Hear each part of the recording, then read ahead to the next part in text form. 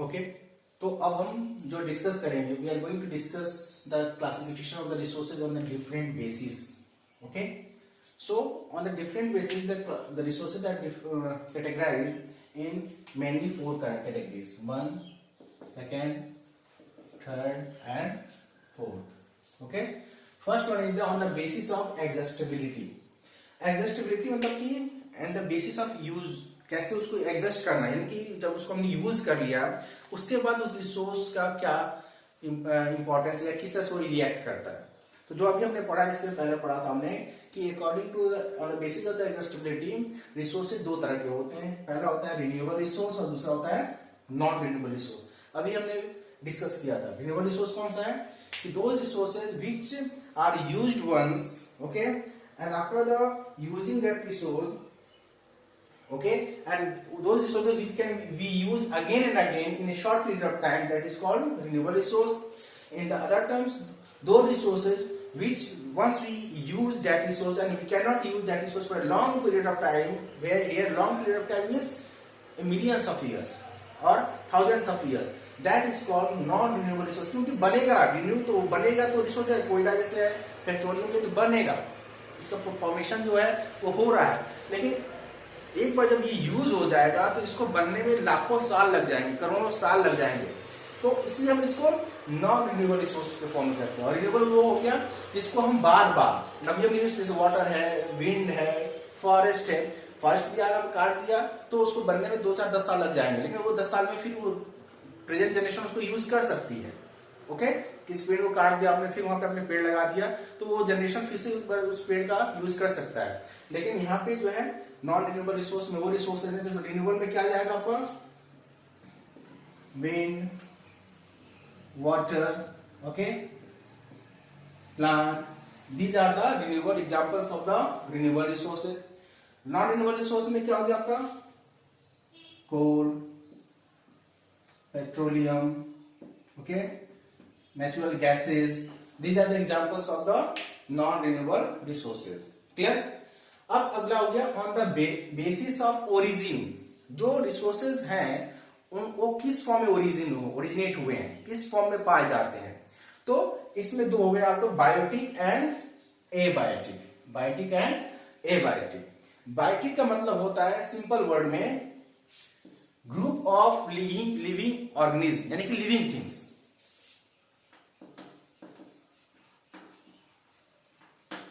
और abiotic means group of the composition of non living things.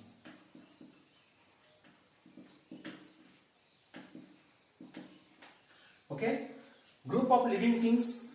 Living things में plants, animals, human beings, all micro organism, सब के सब जो है ये बायोटिक सोर्स रिसोर्स है. क्लियर? और एबायोटिक, ठीक है, एबायोटिक क्या है आपका, non living things, river, air, sunlight, okay. इसके अलावा आपके जो है मान लीजिए कि पहाड़, soil, all these are the examples of the abiotic resources. Clear? तो on the basis of origin जो है biotic resources are those resources, the composition of living organism और the living things is known as the biotic resources, and the group or the composition of the non-living organism or non-living things, that is called the abiotic resources. clear? तो इसमें आपके examples living things में आप biotic में जानते हो, human beings, plants, animals. इसमें आपके आपका वाटर, रिवर, सॉइल, लैंड, इसके अलावा आपके जो है mountains, these are the examples of the desert, these are examples of the abiotic. Clear? अब हम बात करेंगे on the basis of ownership. अब जो भी रिसोर्सेज पाए जाते हैं उसका कोई ना कोई मालिक होता है. अब owner, who is called owner. Owner कौन है? ऑनर वो है जो किसी रिसोर्स को यूज करता है, उसकी देख, और ना केवल यूज करता है बल्कि उसकी देखभाल भी करता है, उसके लिए नियम कानून भी बनाता है. Okay, that is called owner. ठीक है ना? जैसे, तो अब इसमें on the basis of ownership में इंडिविजुअल क्या हो गया आपका, इंडिविजुअल की, जैसे हमारा कार हो गया, हमारे फ्लैट हो गए, हमारी इतनी जमीन हो गई, मेरा ये पेन हो गया, मार्कर हो गया, मेरा ब्लैक बोर्ड हो गया. This is my individual property. It means the those resources which were owned by a particular person, that is called the individual resources. जैसे आपका घर, आपकी गाड़ी, आपकी जमीन, आपका शर्ट पैंट, ये सब क्या पे इंडिविजुअल रिसोर्स है, जिसका मालिकाना हक एक आदमी के पास होता है, उसको दूसरा यूज नहीं कर सकता विदाउट परमिशन नहीं कर सकता है। जिसका मालिकाना, जिसपे कोई अपना जो है उस पर अपनी हिस्सेदारी या उस पर अपना दावा नहीं कर सकता, that is called individual resources. जिसमें आप क्या जाएंगे, कार, फ्लैट, ओके, जमीन आपकी, ये एग्जांपल्स हैं आपके individual. Community, those resources which are owned by a society. Society means a primitive society, एक ऐसी सोसाइटी जो आस पास में हो, हर जहां पे भी आप रहते हैं, गांव में रहते हैं, शहर में रहते हैं, बड़े बड़े महानगर में रहते हैं, तो वहां पे हर एक सोसाइटी होती है, और उस सोसाइटी के बेस पे एक ऐसा प्लेस होता है जहां पे हर कोई उसको ओन करता है, मालिकाना हक सब उसको देख के, सब उसको मिलकर उसको डेवलप करते हैं, सब उसकी रख रखाव सब एक साथ मिलकर करते हैं, उसको कहते हैं कम्युनिटी आपका रिसोर्सेज। जैसे फॉर एग्जांपल अगर शहर की हम बात करें तो शहर में जो पार्क पाए जाते हैं, ठीक ना, वो क्या आपके कम्युनिटी, क्योंकि आपने देखा होगा हर सोसाइटी की अपनी एक पार्क होती है, अलग अलग तरह के पार्क होते हैं, किसी और सोसाइटी में जाइए वहां का पार्क अलग है, कहीं और जाए पार्क अलग मिलेगा। तो सोसाइटी में जो पार्क होते हैं, ये एग्जांपल है। शहरों में, गांव में क्या है, गांव में एक जीएस, ये आपका एग्जांपल हो गया पार्क और जीएस की जमीन, गांव में जिसको ग्राम समाज की जमीन कहते हैं। आपने देखा हो जो गांव में रहते हैं, मैक्सिमम आप लोग में से लोग रूरल एरिया से बिलोंग करते हैं, तो एक जमीन होती है जो ग्राम समाज की होती है, ठीक है। या गांव में जहां पे चकबंदी होती है, वहां पर हमने देखा होगा कि सरकार उसके लिए प्लॉटिंग करती है, बच्चों को खेलने के लिए मैदान निकालती है, वो भी आपका कम्युनिटी आपका रिसोर्स में काउंट होगा। गांव में ये जो जमीनें होती है उसको कम्युनिटी रिसोर्स कहते हैं, और शहर में पार्क एग्जांपल है। क्लियर? थर्ड हो गया national resource, those resources which owned by the government, that is known as the national resource, जिसका मालिकाना हक गवर्नमेंट के पास है, जिसकी देख रेख रख रखाव।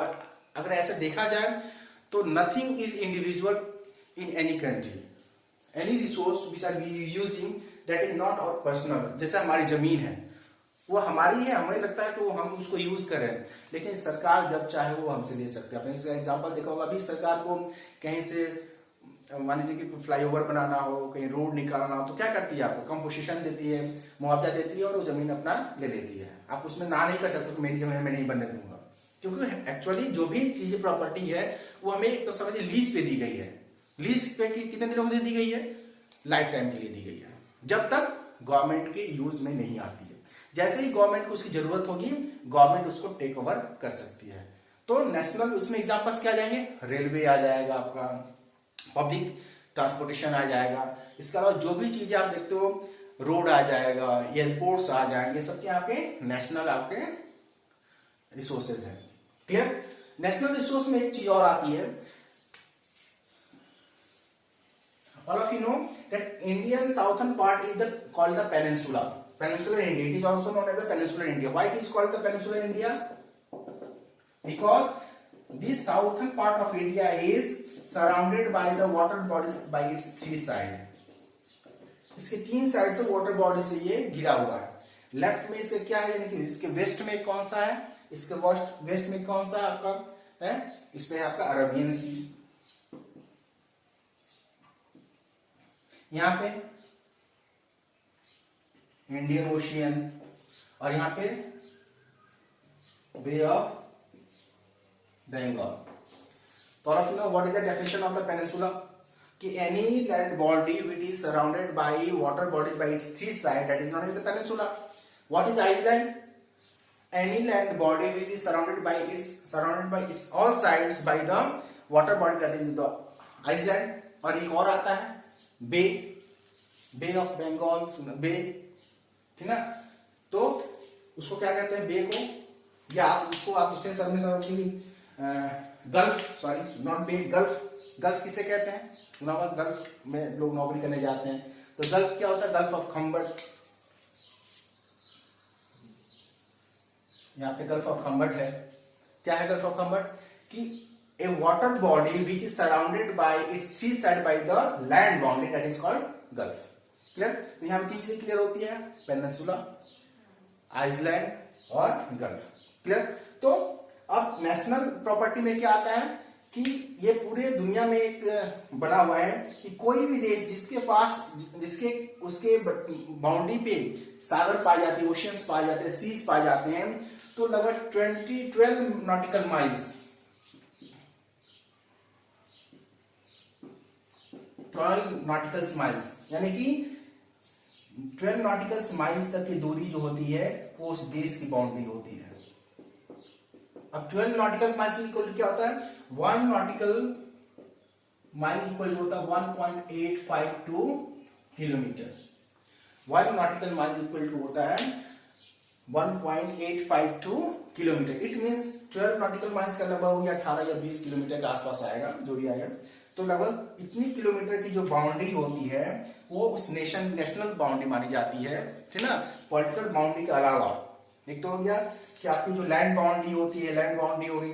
इसके बाद 3 तरफ से आपके समुद्र हैं, सीज हैं, तो ओशियंस हैं। तो यहाँ पे जो है 20 किलोमीटर तक की दूरी जो है वो आपके एरिया में आता है, यानी कि उसके 20 किलोमीटर तक की रिसोर्स को आप यूज कर सकते हैं, हम यूज कर सकते हैं। इसके बाद जो आपका होता है वो शुरू होता है आपका इंटरनेशनल बाउंड्री, इंटरनेशनल रिसोर्स, जहां पे अब इसके बाद जो आपका ओशियन है, ये जो आपका एरिया है, ये पूरा का पूरा ये इंटरनेशनल में आता है। यानी कि इसमें अगर कोई शिप जाती है तो उसको किसी देश को टैक्स देने की जरूरत नहीं है, उसको रेंट देने की जरूरत नहीं है। लेकिन अगर कोई शिप या कोई चीज अगर यहाँ पे एंटर करती है तो दैट टाइम दैट शिप और किसी भी चीज को उसको उस देश की परमिशन लेनी होगी। ओके, तो ये आपका इंटरनेशनली हो गया, जो कि लगभग 200 किलोमीटर तक का जो दायरा होता है उसको एक्सक्लूसिव इकोनॉमिक जोन कहा जाता है। 200 किलोमीटर का जो एरिया होता है उसको एक्सक्लूसिव इकोनॉमिक जोन कहा जाता है, जहां पे अब वो इंटरनेशनल जो रिसोर्स होता है उसको कौन ओन करता है, तो international bodies just like UN, United nation, है ना। तो जो इंटरनेशनल बॉडीज बनी हुई है वो उसको ओन करती है और उसकी देख रेख में रूल एंड रेगुलेशन वहां पे चलाया जाता है, उसके अकॉर्डिंग ये करते हैं। क्लियर।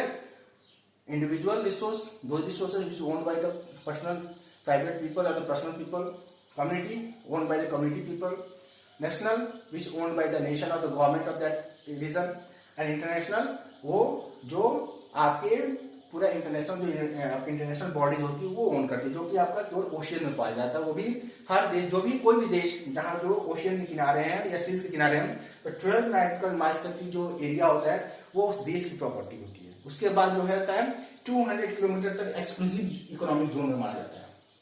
क्लियर। तो ये आपका यहाँ पे अगला जो पॉइंट है क्लासिफिकेशन ऑफ द रिसोर्सेज, वो है आपका on the basis of the development. अब ये जो रिसोर्सेज हमारे पाए जाते हैं, जो भी रिसोर्सेज पाए जाते हैं, चाहे सॉइल हो, चाहे कोल हो, चाहे पेट्रोलियम हो, चाहे नेचुरल गैस हो, आपके वॉट एवर वी यूज, उस किस फॉर्म में पाए जाते हैं, उनकी स्टेटस क्या है, कितनी डेवलप है, कितना उनको हम यूज कर पा रहे हैं, क्या जितनी है उतना, जितनी उसकी पोटेंशियल उसको हम पूरा यूज कर पा रहे हैं, नहीं कर पा रहे हैं, कम कर पा रहे हैं, बिल्कुल नहीं कर पा रहे हैं। इस बेस पे जो है इसको हम on the basis of development, कितना डेवलप हुआ है रिसोर्स, उसके बेस पे जो हम इसको 4 कैटेगरीज में डिवाइड किया गया। जैसे पहला आपका पोटेंशियल। पोटेंशियल आपने सुना, जनरल वर्ड है, किस बच्चे में पोटेंशियल है लेकिन इतना कर नहीं पाता है। पोटेंशियल मतलब कि the resources which are available in our environment, but due to the lack of technology we are not able to utilize that resource, that is called potential, है ना। पोटेंशियल का मतलब कि जितनी उसकी जरूरत है, जितना वो कर सकता है, उतना जो है उसको यूज नहीं कर पा रहे हैं, है ना। That is called potential resource, है ना। यानी कि हमारे पास टेक्नोलॉजी भी है, एक टेक्नोलॉजी उस लेवल की नहीं है कि हम उसको मैक्सिमाइज कर सके। इसका एग्जांपल में क्या आएगा आपका, इसका एग्जांपल में जैसे फॉर एग्जांपल अरुणाचल प्रदेश में वाटर, अरुणाचल एपी अरुणाचल प्रदेश में, गुजरात एंड राजस्थान में विंड एनर्जी, विंड मिल दिखा होगा आपने, विंड मिल। तो विंड मिल जो होता है उसमें वो विंड मिल के थ्रू हम क्या करते हैं, हमें इलेक्ट्रिसिटी जनरेट करते हैं। तो जहां पे अब विंड मिल कहां पे चलेगा, विंड मिल वहां पे काम करता है जहां पे रेगुलर एक 50 किलोमीटर पर आवर के हिसाब से हवा बहती है। उससे कम कभी हवा नहीं बहती है। तो गुजरात के जो कोस्टल इलाके हैं और राजस्थान जो इलाका है वहां पे जो आपका डेजर्ट एरिया वहां पे 50 किलोमीटर पर आवर के हिसाब से हमेशा हवा बहती रहती है। तो वहां पे पोटेंशियल है कि हम वहां पे विंड एनर्जी का मैक्सिमम यूज कर सकते हैं, लेकिन हमारे पास टेक्नोलॉजी उस लेवल की नहीं है कि हम उसका मैक्सिमम यूज कर पाए। तो यानी कि पोटेंशियल है लेकिन हम उसका यूज नहीं कर रहे क्योंकि हमारे पास टेक्नोलॉजी तो है। टेक्नोलॉजी ऐसा नहीं कि विंड मिल है हमारे पास, लेकिन उस लेवल की टेक्नोलॉजी नहीं है कि हम उसका मैक्सिमम यूज कर पाए, मैक्सिमाइज कर सके हम। तो इस तरह के रिसोर्स को हम पोटेंशियल रिसोर्स, यानी कि रिसोर्स अवेलेबल है लेकिन due to the lack of the technology, ठीक ना, हम उसको फुली यूटिलाइज नहीं कर पा रहे हैं। तो ये हो गया आपका पोटेंशियल रिसोर्स। अगला हो गया डेवलप। डेवलप रिसोर्स वो रिसोर्स हो गए जो पूरी तरह से ऑथराइज है कि हमारे पास, हमें पूरा पता है कि ये रिसोर्स हमारे पास कितना है, कितने समय के लिए, क्या क्वालिटी है, कितनी क्वांटिटी है, everything is defined. Just for example coal, हमारे देश में जो कोल है वो लगभग जो है 2.5 मिलियन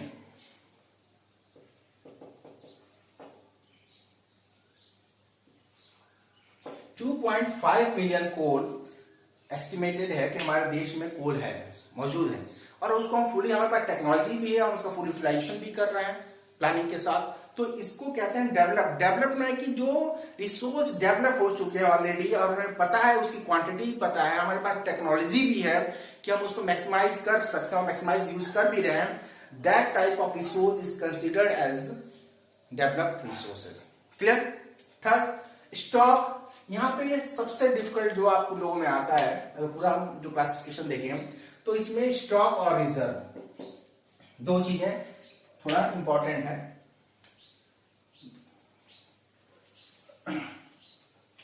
थोड़ा सा डिफिकल्ट है।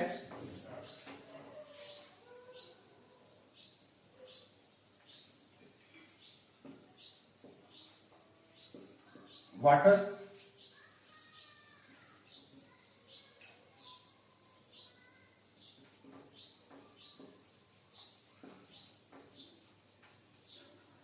ऑक्सीजन। ओके, अब क्या है इसमें, वाटर हम जानते हैं कि वाटर जो है बनता है आपके हाइड्रोजन और ऑक्सीजन के मिलने से, H2O, ठीक है। लेकिन स्टॉक वो रिजर्व होती है, वो रिसोर्स होती है जो ऑलरेडी इन्वायरमेंट में हमारे है लेकिन उसका थोड़ा सा भी हम यूज नहीं कर पा रहे। जो अभी मैंने आपको पहले बताया था कि दो resources which are present in our environment but due to the lack of technology we are not able to use, ठीक ना। हम थोड़ा बहुत नहीं, अभी हम क्या कहते हैं, पोटेंशियल का थोड़ा यूज कर पा रहे थे, मैक्सिमाइज नहीं कर पा रहे थे। यहाँ पे क्या स्टॉक में कि हम थोड़ा भी यूज नहीं कर पा रहे हैं। जैसे मैंने कहा कि हमें पता है कि अगर हाइड्रोजन और ऑक्सीजन को केमिकल रिएक्शन हम करा पाए, ठीक है, हमारे पास ऐसी टेक्नोलॉजी आ जाए तो हमारी जब चाहे तब करा दें, लेकिन हमारे पास कोई ऐसी टेक्नोलॉजी नहीं है कि जिसको हम इन्वायरमेंट में इन दोनों का रिएक्शन करा के हम इसको वाटर गेन कर सके। तो पोटेंशियल तो स्टॉक में ऑलरेडी पड़ा हुआ है, होता ना, स्टॉक में पड़ा हुआ है लेकिन हम उसको यूज नहीं कर पा रहे। तो what is called stock and resources, those resources which are present in our environment but due to the lack of technology we are not able to utilize that resources, that is called stock. Clear? ये हो गया। Reserve क्या है, reserve और stock में थोड़ा सा different है, थोड़ा सा डिफरेंशिएट आप कर सकते हो, थोड़ा सा माइनर डिफरेंस है। वो डिफरेंस क्या है कि रिजर्व वो रिसोर्स होता है जिसको आपको पता है कि हम उसको मैक्सिमम यूटिलाइजेशन कर सकते हैं लेकिन हम जानबूझ के यूटिलाइजेशन नहीं करते हैं। क्यों? कमिंग फ्यूचर के लिए, इकोलॉजिकल बैलेंस के लिए, ठीक है ना, जिसको हम यूज नहीं करते हैं तो उसको कहते हैं रिजर्व। उसको हमने रिजर्व रखा हुआ है। For example forest is example of reserve. अभी हमारे पास फॉरेस्ट है, ठीक ना, और फॉरेस्ट इतनी है, ठीक ना, कि हम उसको चाहें तो इस जनरेशन में को हम यूटिलाइज कर सकते हैं। हम अपनी सारी जरूरतें, हमें जरूरत नहीं है कि हम अपने जो है एल्युमिनियम का और किसी और चीज का जो है मेटल का हम दरवाजा और खिड़की लगाएं, ठीक ना। हम चाहें तो हमारे पास इतनी फॉरेस्ट है कि इस जनरेशन की नीड को पूरा कर सकता है। लेकिन फिर भी इकोलॉजिकल बैलेंस, अगर हमने सारे फॉरेस्ट को यूज कर लिया, इस जनरेशन में यूज कर लिया तो इकोलॉजिकल बैलेंस डिस्टर्ब हो जाएगा।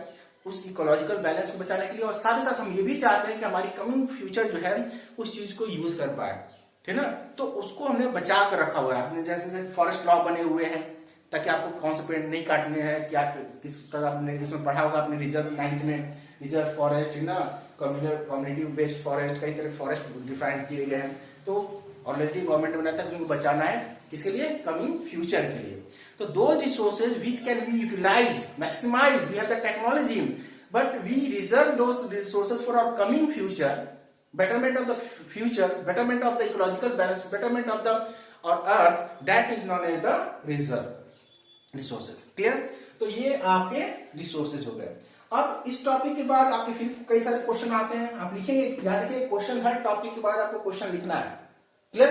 अब यहाँ पे आपको क्वेश्चन आता है, ठीक है ना, कि classify the resources on that, और याद रखिएगा ये बहुत ही इंपॉर्टेंट पॉइंट है। यहां से हर साल 2 से 3 नंबर के क्वेश्चन आते हैं। क्लियर? चाहे वो क्लासिफिकेशन ऑफ द रिसोर्सेज पूछ दे, और इसमें से किसी एक बेस पे पूछेगा, डिफरेंशिएट पूछेगा, differentiate the resource on the basis of exhaustibility, differentiate the और द इवैल्यूएट और explain the resources on the basis of origin, या तो डिफरेंशिएट करेगा या फिर उसके डेफिनेशन देने के लिए बोलेगा, एक्सप्लेन करने के लिए बोलेगा अलग अलग बेसिस पे। तो यानी कि इस पॉइंट से आपके कई सारे तो आप क्वेश्चन लिख सकते हो, यहाँ पे क्वेश्चन 4-5 बना सकते हो कि classify the resource on the different basis, ना कितने तरह का पाए जाते हैं, कितने बेसिस पे डिफाइन किए जाते हैं, या पर्टिकुलरली अलग अलग बेसिस पे कितने तरह के होते हैं, या फिर अलग अलग बेसिस पे उनको डिफरेंशिएट करने के लिए भी। तो आप ये 3 क्वेश्चन लिखेंगे यहाँ पे कि classify the resources, okay, on the different basis, और differentiate the resources on the basis of the accessibility, or on the basis of origin, or on the basis of the ownership, or on the basis of the development। तो इस तरह के आप question 3-4 question लिखेंगे। Already उसको उत्तर, उसका answer आपको लिखने की जरूरत नहीं है। ठीक है?